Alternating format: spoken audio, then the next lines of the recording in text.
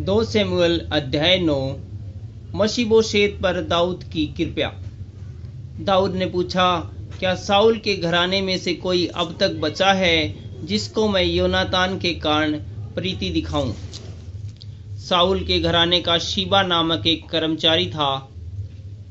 वह दाऊद के पास बुलाया गया और जब राजा ने उससे पूछा, क्या तू शीबा है? तब उसने कहा, हाँ, तेरा दास वही है। राजा ने पूछा, क्या साउल के घराने में से कोई अब तक बचा है जिसको मैं परमेश्वर की सी प्रीति दिखाऊं? शीबा ने राजा से कहा, हाँ, योनातान का बेटा तो है जो लंगड़ा है। राजा ने उससे पूछा, वह कहाँ है? शीबा ने राजा से कहा, वह तो लोदबार नगर में अमीएल के पुत्र माकीर के घर में रहता है। तब राजा दाऊद ने दूध भेजकर उसको लोदबार से अमीएल के पुत्र माकीर के घर से बुलवा लिया। जब मपीबोशेत जो योनातान का पुत्र और शाऊल का पोता था दाऊद के पास आया, तब मुंह के बल गिर के दंडवत किया। दाऊद ने कहा, हे मपीबोशेत। उसने कहा, तेरे दास को क्या आज्ञा?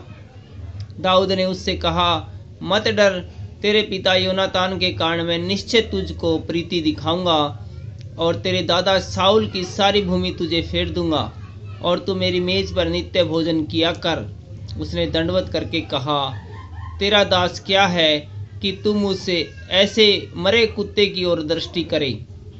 तब राजा ने साउल के कर्मचारी शीबा को बुलवाकर उससे कहा, जो कुछ साउल और उसके समस्त घराने का था वह मैंने तेरे स्वामी के पोते को दे दिया है।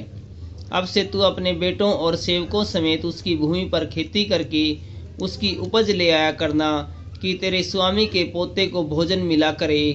परंतु तेरे स्वामी का पोता मपीबोशेत मेरी मेज पर नित्य भोजन किया करेगा। शीबा के तो 15 पुत्र और 20 सेवक थे।